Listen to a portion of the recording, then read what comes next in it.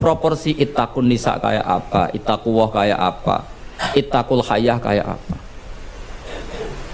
Cinta juga gitu, cinta kepada Allah kayak apa, cinta kepada Rasul kayak apa, cinta kepada perempuan kayak apa, cinta pada teman kayak apa. Semuanya redaksinya juga hub, mahabbah. Tapi orang akan proporsional. Makanya ulama itu kalau ngendikan lafadz yang sama itu ditafsiri beda-beda. Misalnya gini, yang paling terkenal, nak kira atau krungu ya kebangetan. Inna Allaha wa malaikatahu yusholluna 'alan nabi. Was-sholat minallah ar-rahmah wa minal malaikah istighfar wa minal adami tadarruun wa du'aun. Coba, Allah itu kan di atas Rasulullah Muhammad. Apapun hebatnya Kanjeng Nabi kan di bawah Allah. Berarti Allah di atas Kanjeng Nabi. Maka ketika ada ayat gini, Inna Allaha saat temennya Allah Ta'ala yusolli misalnya, maca sholawat sopo Allah. Mosok maca sholawat Allah mending ini, Allahumma sholli ala Muhammad. Loh Allah dhewe kok muni Allahumma terus piye kan gitu. Paham nggih? Tentu redaksine Allah ya usolli ala Muhammad. Saya menambahkan rahmat kepada, ya langsung jadi usolli ala Muhammad azidu alaihi rahmatan. Saya menambahkan dia tak kasih rahmat.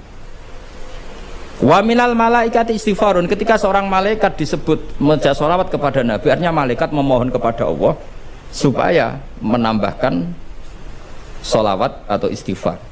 Nah kita ini kan wong sombong. Kita semua ini nak wong sombong, nak dongakno Kanjeng Nabi, wong kowe dhewe nasib ora jelas kok dongakno wong sing jelas. Ya demen diguyu malaikat. Ya Allah, tolong ya Rasulullah itu jenengan saake ini nak ora bahaya kafir.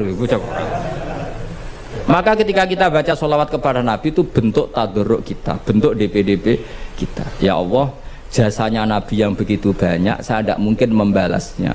Sehingga urusan balas membalas budinya saya pasrahkan jenengan. Sehingga sholawat dari kita itu pengganti doa jazallahu anna Muhammadan bima huwa ahlu.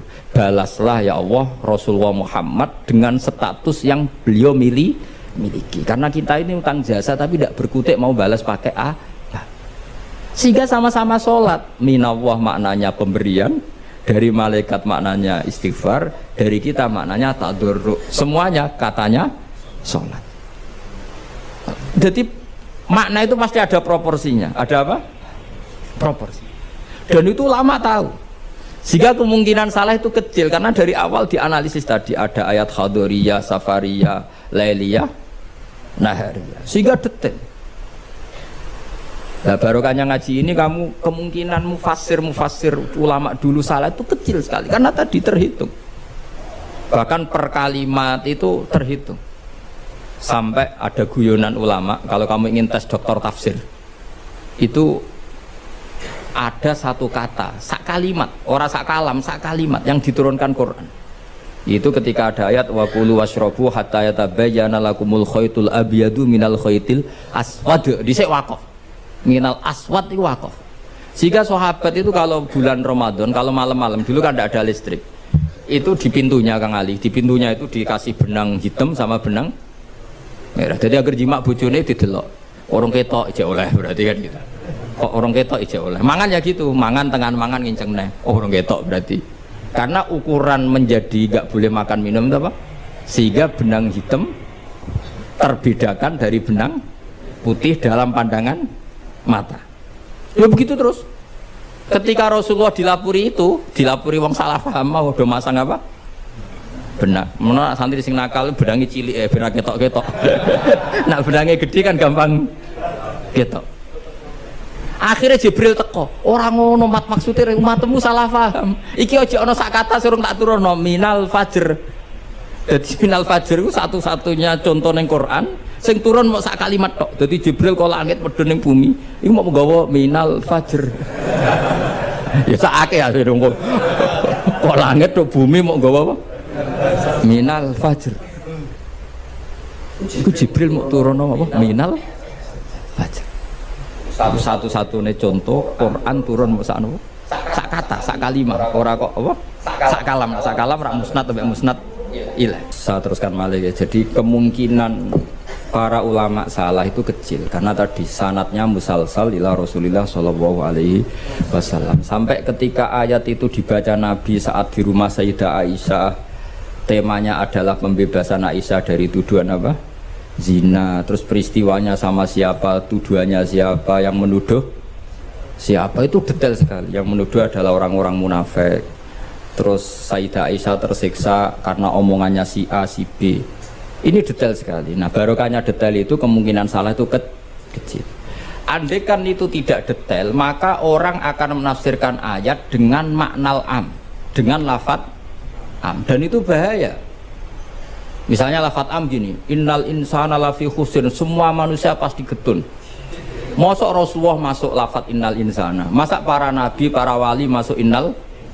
Tapi kalau kamu tahu bahasa Arab kan alil ahdi, al itu untuk makna takrif, orang tertentu yang kelakuannya tertentu itu lafi khusri, sehingga proporsional. Apa proporsional? Makanya ketika ada ayat misalnya gini, wa anni faddaltukum alal alamin, Bani Israel didawi pangeran, saya memuliakan kamu di atas seluruh penduduk dunia. Semua mufassir mengatakan karena umatnya Rasulullah adalah umat terbaik, kuntum khaira ummatin. Tapi kenapa Bani Israel dikhitopi wa anni faddaltukum? Oh begini, ala alami zamanihim, apa? Ala alami zamanihim. Bani Israel adalah penduduk terbaik di eranya atau di masanya. Kenapa begitu? Karena ada al. Apa? Ada? Seperti begini ya. Mbak Arwani itu yang terbaik di eranya. Tentu beliau kan nggak akan merasa lebih baik ketimbang Mbak Munawir karena gurunya. Mbah Mun terbaik di eranya tentu dibanding kita-kita. Kalau dibanding Mbah Zubair sama Said Abdul Al-Haddad terbaik, tapi kan nggak mungkin beliau kerja dibandingkan sama Faqih Muqaddam, sama Habib Ahmad bin Isa Al-Muhajir. Semua ini orang-orang terbaik tentu kita tafsiri di eranya, karena mesti beliau-beliau punya senior. Paham? Jelas ya? Sama lah. Ketika wa anni faddaltukum alal alamin, Bani Israel dikhitopi gitu, alami zamanihim, bahwa Bani Israel lebih utama hanya dibanding apa? Orang di eranya. Tidak mungkin mengalahkan umat Rasulullah SAW, karena umatnya Nabi kena status kuntum khaira ummati. Ya jelas ya. Jadi, nah, siapa yang tahu proporsional ini? Lagi-lagi ulama. Jadi ini penting, ulama ini penting. Sama ketika Rasulullah itu nyuwun sewu, ya mau berteman orang-orang kafir. Itu ulama yang tahu. Bertemannya apa? Karena Rasulullah tidak punya hadzun nafsi, bertemannya adalah tatmi'an lil Islam, supaya menyenangkan mereka masuk Islam, tolaban li imanihim wa toma'an li imanihim. Tapi nak sing akrab sampean, oh paling untuk servis sih. Gak butuh Islami, butuh duitnya. Kan nanti terserah. Sama-sama dohire itu mau berteman, tapi kan beda orang soleh sama ndak. Aku bolak-balik nyontono gampang kasus wong itu. Ana wong soleh ngekeki dhuwit rondo ayu. Wis pikirane nulung. Tapi nak wong dolim ngekeki dhuwit mesti pesen apa ora ora. Jadi sama, perilakunya sama-sama memberi. Tapi orang soleh sama orang fasik selalu beda. Makanya Allah nak ngendikan itu sederhana, dan ini sangat sederhana tapi sangat dalam. Qul hal yastawil ladzina ya'lamuna wal ladzina la ya'lamun. Afaman kana mu'minan kaman kana fasiqo. Sama. Lho coba kiai sama orang fasik ya ramah ya lomo. Enak menawa gelem dadi apik. Antar wong fasik ya sayang ya lomo, ben kena dadi anak buah, ben gelem ngedaro narkoba. Lomane padha, pemberiannya sama. Sing kiai memberi ben orang ini jadi baik, sing badan narkoba memberi ben gelem dadi anak buah. Memberinya sama. Perhatiannya yang beda apa? Niatnya, karena tidak akan sama. Afamangka namu minang kamangkana fasiko. Lah saya ingin Quran itu dibaca seperti ini sehingga kualitas maknanya terjaga. Karena bawa koyok kue terus diterjemah, apakah orang mukmin sama dengan orang fasik? Jawab tidak. Itu bangunnya apa ujian masuk madrasah aliyah. Bocok orang karu-karuan, paham itu. Jadi sing detail ya, ngaji Quran sing detail. Jadi afamangka namu minang kamangkana fasiko. Makanya Rasulullah nanti ngendikan, dan hadis ini saya pegang betul, jangan geman salah paham sama orang soleh yang alim, karena motifnya pasti kebenar meskipun dohiri salah. Terus Nabi cerita, karena habrun min ahbari Bani Israel, dulu itu ada orang alim dari Bani Israel. Itu orang soleh sekali, alim sekali. Tapi ketika beliau sedekah itu dikasihkan sama maling. Fatahat dasan nas, orang geger, orang alim sedekah mbek maling. Kemana Kang Ali santri radikai malah maling. Kontroversi belum selesai, hari kedua dikekno lonte, dikekno wong nakal. Geger meneh. Ini orang alim kok malah ngamaling lonte. Geger belum selesai, hari ketiga dikekno wong sugih. Jadi 3 hari itu keliru terus. Tapi beliau orang alim, orang ini dipuji Nabi. Kata beliau begini, wong nganti dadi lonte iku kepen golek duit. Dadi wingi ku tak kei, nduk kowe wak dadi lonte golek duit iki tak kei tapi ora usah dadi lonte. Fala Allah antas ta'ifa, saya memberi itu supaya dia enggak jadi nakal. Beda enggak ambek wong fasik sing ngekei duit. Ayo beda ta ora? Ora. Terus yo pesan dari. Terus copet itu dikasih, ditanya, kenapa kamu ngasih copet? Lah ya copet nganti nyopet itu golek duit, cung ora usah nyopet ya dina iki tak kei. Biasane sedina untuk piro cung misale? Ya 500.000 wis kei 500.000 ora usah nyopet. Artinya apa? Sama-sama bentuknya itu ngasih, tapi motivasinya B. Sing paling sinis terakhir, wong sugih dikai. Wong sugih ya bingung, mbah ya kalau sugih mbok kei dhuwit. Lah nganti kowe medhit, iku ora saking senenge dhuwit tak tambahi. Akhirnya isen sugih. Makanya masyhur itu. Jadi artinya gini loh, wong alim ora iso dipadakno wong. Makanya ketika Rasulullah SAW berteman dengan Nasara Najron, sampai Nasara Najron sowan ke Nabi konsultasi tentang agama. Terus bagian riwayat Nabi menghormati mereka. Itu beda dengan kita. Kita seperti itu nggak boleh niru-niru amat karena konteksnya beda. Kekuatan kita, iman kita dengan Nabi itu beda. Tapi tetap ini menjadi hukum. Siapapun boleh menganalisis sesuai fahamnya masing-masing. Tapi tetap beda. Saya ulang lagi, tetap beda. Karena tadi misalnya ono wong alim soleh terus senengane mulang rodo-rodo ayu. Ya kita harus husnudon. Paling banter sangka bodoh dadi pinter, sangka nakal dadi solihah, sangka kedonyan dadi eling akhirat. Ya motif utamanya seperti itu. Senajan kok akhirnya kecoba hamdari terus ono sing diwayo. Ya tetap halal kan diwayo. Tapi kan motivasi utamanya itu bahwa para janda ini harus lebih baik. Makanya nenggone dibak ning manakib, nenggone dibak berjanji wayamsi ma'al armalati. Di antara sifatnya Nabi itu mau mengajarkan beberapa janda. Karena mereka kasihan. Tapi nak simulang sampeyan, simulang hamdani, sing khusnudan itu sapa? Khusnudan itu kebodohan. Karena terus eling dene sing ayu iki, sing elek iki. Dadi ora penting iku paham ta ora, penting dene aftar apal apa? Oh, itu kan ngeri betul. Maka ini penting saya utarakan. Jadi apa nak ngendikan itu sebenarnya sederhana, tapi maknanya jauh. Afamangka mu'minang kamangkana fasiko. Saya itu merasakan, saya kemarin 7 hari di Korea. Itu 2006 banyak santri Korea ngaji saya yang pas perainan. Kenapa saya yang diundang? Sebenarnya saya itu gak diundang. Mereka minta saya ngaji. Beberapa kali sudah ngaji di Indonesia, terus mereka minta sekali-kali gus ngaji di Korea. Aku ya bilang gini. Tapi waktunya terserah aku. Ngatur kiai dosa. Nggih Gus, pokoke terserah jenengan. Mereka mintanya 1 bulan di Ramadan. Bangunnya pondokku kan tutup. Kiai sewa kira. Sak wulan Ramadan bisa. Akhirnya saya minta seminggu saja. Uniknya apa setelah saya di Korea? Tahun 2006 tukang Ali Imran itu mereka ngaji saya di Jogja. Delalah saya pas nerangkan ayat ya ayyuhalladzina amanu alaikum anfusakum la yadurrukum man dhalla idza tadaitum. Wahai orang-orang yang beriman, jaga diri kamu secara baik-baik.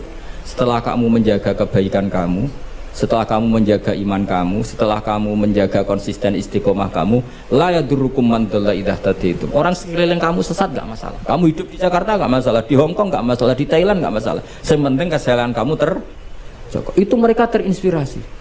Itu satu-satunya ayat Gus yang menjadi kita nyaman hidup di Korea. Ustadz-ustadz di sana merasa nyaman. Enggak apa-apa kita dikepung orang ateis, dikepung orang macam-macam. La yadurrukum man dhalla idza tadaitum. Akhirnya dikenang. Nasihat saya itu dikenal. Akhirnya mereka sepakat ngundang saya semua guru-guru, terus tak ijazahi itu. Ya sudah, Korea itu bumi ateis, bumi di sini tuh nangis semua karena lama nggak dipakai sujud. Padahal lakal hamdu mil'us samawati wa mil'ul ardi, bahwa memuji Allah itu harus memenuhi langit dan memenuhi bumi. Nanti kalau orang Korea nggak ada orang Indonesia, bumi ana sing lodang. Jadi didelok malaikat kok dhuwur, ini kok lodang karena nggak ada yang sujud. Tapi baru kayak dikepung TKI 49.000. Dan itu separuh lebih sholat. Sholatnya keren pisan, kadang ning Thailand, kadang ning gone. Karena kalau pas kerja itu waktu sholat disamakan waktu jeda 5 menit ke kamar mandi. Jadi rata-rata sholatnya itu pas di kamar mandi. Lucunya kalau mereka sedang baik nawani gini, apa tak belikan patung juga? Karena pernah ada orang TKI sholat itu diincengin ngisor. Mereka aneh, ada sembahyang kok tanpa patung. Karena tahunya mereka ya namanya sembahyang pakai patung. Jadi betapa mereka nggak kenal sekali sama Islam. Dan itu pertama kenal barokahnya orang-orang Indonesia 49.000. Nah sekarang udah bikin masjid, udah apa, terus ada yang ngontrak masjid. Jadi masjid itu unik. Kadang lantai 1 gereja, lantai 2 bar, lantai 3 masjid. Jadi saya pernah ngaji beb itu mau ke masjid ngelewati gereja dulu. Jadi masjid gambarnya salib.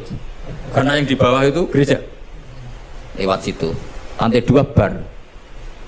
Bar itu lantai 3 masjid. Kadang balikannya masjid dulu bar. Jadi ya nguji iman betul. Teman saya ada yang cerita, saya pernah Gus mau ke masjid, lantai 2 bar sudah kan masuk setengah. Ke masjid apa di sini aja ya?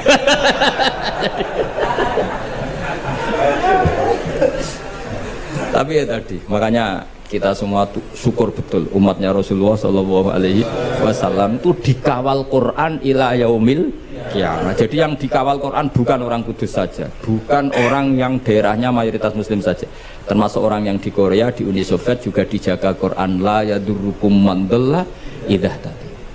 Saya punya dokumennya ya, orang-orang Rusia Kang Ali ketika Uni Soviet itu mengkooptasi 100 tahun. Itu orang-orang Islam turunan Uzbek, turunan Syria, turunan Arab. Itu kalau ngajarkan tauhid itu di basement, di bawah tanah. Karena mereka dipaksa menjadi komunis. Tapi Allah itu maha kuat. Allah wal qawi, Allah itu zat yang kuat, gak terkalahkan. Mereka selalu ngajar anak-anaknya di bawah tanah untuk ngajarkan tauhid.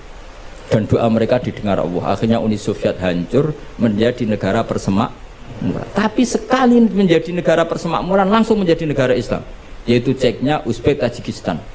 Laukanu khina kufrihim tidak belajar Islam maka tidak bisa mendirikan negara Islam. Tapi karena mereka ketika dikooptasi Uni Soviet tetap belajar Islam, sehingga pertama merdeka langsung negara Islam.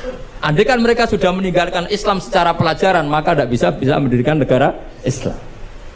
Tapi mereka ketika dikooptasi tetap belajar Islam meskipun sembunyi. Sebenarnya itu jenenge la yadurrukum man dhalla idza tadaitum. Jadi orang sekeliling kamu sesat gak masalah, asal komitmen kamu sendiri tercerahkan atau mendapat hidayah. Saya itu ingin ya Quran-Quran seperti ini tuh mancep neng umat Rasulullah Shallallahu Alaihi Wasallam. Jadi eling-eling ya ayyuhalladzina amanu alaikum anfusakum la yadurrukum man dhalla idza tadaitum. Jadi kamu tidak usah takut zaman. Kayak apa Jakarta? Jakarta kata orang banyak kota maksiat gini-gini. Itu tidak benar. Banyak orang-orang alim. Siapa yang nggak ngerti Habib Mundir di era modern? Sampai Majelis Rasulullah besarnya juga di Jakarta. Siapa yang nggak ngerti keluarga Kuitang? Orang-orang alim yang non Habaib juga banyak. Dulu ada Mbak Syafi'i, sekarang ada Pak Sukron Makmun, Pak Nur Iskandar. Banyak teman-temannya bapak yang alim di Jakarta. Santri saya yang Jakarta ya banyak. Muhibin saya Jakarta ya banyak. Karena ketika orang itu baik, itu la yadurrukum man dhalla idza tadaitum. Uni Soviet kayak apa dikjayanya? Ketika mereka hancur, malah mereka akhirnya yang hancur dan berdiri negara-negara persemakmuran dengan asas napa? Islam. Jadi gue ora usah khawatir, wah ini negara Indonesia rusak tauhid kudu dihancurno. Oh apa-apaan, gak tau ngaji, yakin gak tau ngaji. Agama ini akan dijaga Allah ila yaumil kiamat. Jelas dawe Nabi la tazalu ta'ifatun min ummati zahirina 'alal haq la yadurruhum man khalafahum. Sebagian riwayat la yadurruhum man nawa'ahum. Agama ini kata Nabi selalu umatku ini ada pembela-pembela kebenaran ila yaumil kiamah kata Nabi. La yadurruhum man khalafahum, dan umatku yang bela kebenaran ini tidak akan terkalahkan oleh orang yang menentang mereka. Dulu ketika kita kecil, pengajian kudu lapor Polres, mubalake di data, iya bener ini. Saat ini pengajian rasa diundang polsek dorau. Bedanya kan jauh sekali. Dulu kan kayak kesulitan, sekarang kayak apa? Padahal kualitas ibadah kita mungkin hebat, udah mungkin mesti hebatnya wong dhisik-dhisik. Tapi agama ini dijaga Allah. Nak cara kiai-kiai sing tasawuf dhisik digawa Imam Ghazali, Syekh Abdul Qadir Jilani. Iku agama mlaku. Berhubung agama diurusi pangeran, saiki digawa mudin ya mlaku. Mergo sing ngurusi pangeran.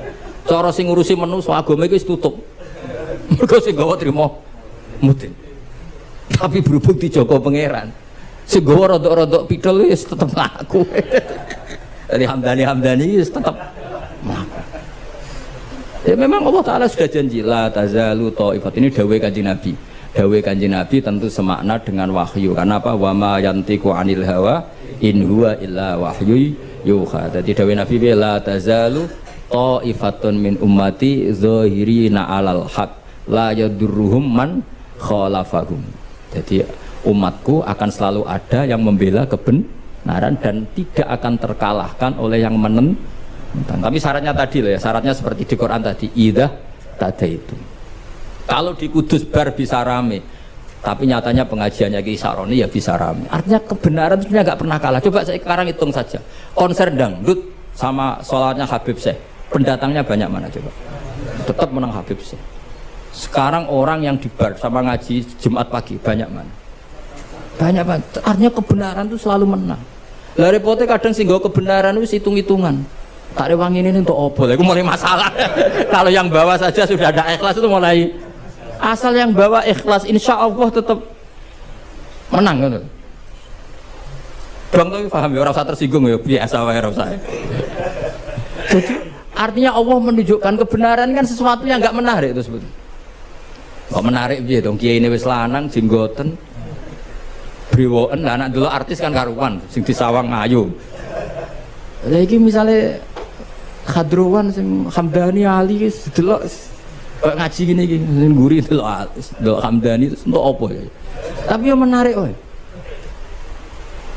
Coba Vatikan, saya punya temen itu pernah main di Vatikan. Itu kan menarik, ada gondola, orang Eropa itu cantik-cantik, cekatoan cekak. Wajar lah kalau menarik. Tapi masih kalah dengan Ka'bah. Ka'bah wis kotak, pinggire wong brewok cobaan. Tapi wong mukjizat. Iku wong ya wedan tenan mara Ka'bah. Edan seneng banget, ora edan basa Jawa, basa Arab. Cara wong Jawa nak darani seneng banget itu basa apa? Coba. Justru itu ketok mukjizate Ka'bah. Lah ya kalau orang ke Vatikan kan menarik, wajar kan, akeh wong ayu, terus sungainya indah. Mara Ka'bah saja. Terus kotak ireng pisan. Semua wong Arab-Arab. Wotok-kotok kadang dituwakoi. Wah, tapi wong Ka'bah iku keramat. Daya tariknya ya luar. Lho umpama nuruti teori sosial, Ka'bah itu menarik enggak? Coba sampeyan jawab. Ini justru iku keramate. Kiai yang ngono wis watuk nak mulang ra enak. Wadang mulang saking sepuhe ngidang itu. Tapi sing ngaji yo wae. Ana cah nom wis jaga penampilan, jaga image, berhubung niate ora pati ikhlas. Lah wong yo ora seneng. Jaga wong itu. Dadi pancen agama iku mesti iso jaga agama mau ikhlas tok. Mun ngandel kula. Karena wa ma umiru illa liya'budu wa mukhlishina lahuddin. Jadi agama ini hanya bisa dijaga oleh apa? Ikhlas. Dilatih, caranya ikhlas piye Gus? Aku dhewe latihan mbok takoki. Tapi sementing yo cuma latihanku wis suwe, dadi kemungkinan wis sukses. Ya ini fatwa kula tenan. Dieling-eling ya, Was Al-Qarni niku demi bekti teng ibuke nganti ra sempat sowan Kanjeng Nabi. Padahal Kanjeng Nabi jek sugeng. Tapi Kanjeng Nabi malah ngomentari utawa dawuhno nak Was Al-Qarni niku api-api dia. Padahal ora sowan beliau. Tapi nglakoni perintah beliau rupane wabil walidaini niku ihsan. Ini pelajaran bagi kita-kita orang modern. Kadang sementing seneng kiai itu sementara golek rai ngarepe kiai. Jadi perintah rapati dilakoni tapi men sowan. Lan masuk kiai ra seneng disowani yo gara-gara ngono iku. Kadang sowan kiai golek rai tok. Perintah kiai karakter filosofi kiai ini ra dilakoni tapi semangatnya men apa? Sowan. Ini pelajaran Wes Al-Qarni. Dia ini rasuan Nabi tapi filosofi ajaran Nabi Birrul Walidain dilakoni. Paham ya? Timbang sowan Kanjeng Nabi tapi malah ora birrul walidain. Ini pelajaran bagi kita. Jadi sementing urutan pertama yang ngelakoni perintah api kiai, ora kok sowan kiai, sowan nomor loro telu sak. Mane masyhur kono sahabat, ya Rasulullah saya ingin jihad derekno jenengan. Jawab Nabi apa? Alaka walidani, apa kamu masih punya kedua orang tua? Qala na'am, iya masih ya Rasulullah. Qal fa fi ma fajahid, kalau gitu kamu enggak usah ikut perang, cukup birrul apa? Ini Nabi, Rasulullah itu afdolul khalqi itu saja bisa mewajibkan, menggugurkan wajibnya jihad karena birrul walidain. Kalau kita mau menggugurkan kewajiban birrul walidain mau krono demo tidak bisa, wong sing jihad derekno Nabi wae saged gugur mergo nak orang tua butuh kita baik. Tapi tema-tema ini saya kira menarik, mergo sampeyan wis rapati seneng wong tua, kadang anggap wong tua wis problem. Lho kalau nanti itu ditangkleti tiang itu, ya wong zaman akhir ini jangan parah tenan mas. Darani goblok ya goblok, darani laknat ya laknat, tapi piye yo mate Nabi kudu sepuro. Dia itu punya orang tua lumpuh itu sudah 7 tahun. Walhasil orang tuanya akhirnya mati terus sowan kula Gus ibu kula pun mati terus kula ge muntak kata. Nek kata apa? Di rumah Gus lumpuh macam-macam kula rumah muntak. Terus piye? Ya men duit kula ge terus kata. Terus piye? Nggih ngoten. Panjenengan takok terus piye terus? Lha terus piye terus dimaksudnya perasaan terus piye? Nggih ngoten. Padahal ate kula terang. Kowe lan kapitalis iki. Rumah ibu 7 tahun berarti entek akeh. Berarti ke kapitalis. Iku sing mbok hitung mau entek akeh. Mestine ke bangga. Gus alhamdulillah kula ngurmat ibu ras dina rong dina tapi 7 tahun kan keren.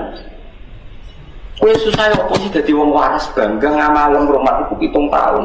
Ora kok mbokmu ngrogoti dhuwitmu 7 tahun. Akhirnya nangis terlambat, aku serah terlari-lari nangis kok ngenteni diwarai. Mestinya nak kowe wong akhirat seneng ngapi wong tua kan apik. Durasine tambah panjang tambah. Apa sih susahnya kita pakai bahasa agama? Wong tua loro 7 tahun, berarti kayak ngamal soleh 7 tahun. Berarti kayak birrul walidain tambah lama kan tambah. Tapi kita ini kapitalistik. Itu tadi kita yang kita lihat hanya sisi 7 tahun berarti ngentekno. Ayo parah. Karena ngentekno duit ra wong tuwa, tok masuk kowe sehat ngentekno duit. Lah kene rokok ngalur itu dengak-dengak kok ora ngentekno duit. Kowe sumpek sithik marung, sumpek sithik macam-macam. Mau kurang ngentekno duit. Soal ngentekno duit aku di wong loro, wong waras malah doyan. Mbok wong sing waras sithik ya. Ini biasa ya. Akhirnya jenazah ini pas kula lepas kula matur ngoten, kula suwun niki amun diistilahno keluargane mun rumat lami nggih. Kula tulung istilahnya dirubah, mpun ngamal lami. Karena salah istilah ini menjadi model perilaku masyarakat. Nanti kalau semua orang istilahkan entek akeh berarti masyarakat nak ngurmat ibu di istilah entek.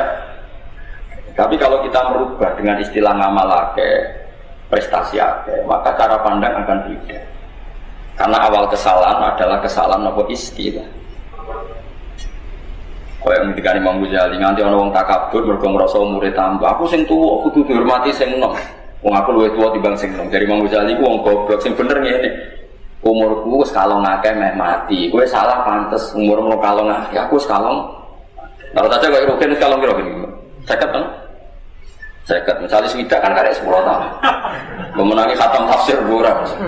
Sementara cah cilik nak umure 7 tahun saiki lagi kalong 10. Nah, mestinya kita sing hormat cah cilik, cowok umur lagi kalong 3 aku kalong. Tetapi kita istilahnya umur kita tambah. Mestinya istilah sing bener wa umri naqisun fi kulli yaumin, umur kita ini berkurang setiap hari. Karena kalau kita misalnya jatahnya 60, kita sudah 50 berarti sudah kurang 50 tinggal 10. Saya tak takut. Umur swidak sebelah konis 50 itu kalong apa tambah? Kalong. Tapi sampai semua istilahkan apa? Tambah. Yang ngono kok ora tambah rusak itu. Nah istilah ulama dhisik ku wa umri umur ingsun niku nakisun niku kurang fi kulli yaumin. Ing dalam saben-saben dina. La madam bi dosa ingsun zaidun fi kulli dadi wa umri napa wa umri nakisun fi kulli yaumin wa dambi zaidun. Umurku kalong padahal dosaku. Nah, saiki wong gak kan istilah iku umure iku tambah pohon ndi swidak dikurangi 50. Tapi kalau lagi nanti bantah mbek santri. Kan ora lucu. Misalnya kelahiran 2000 terus saiki umur 2005 tak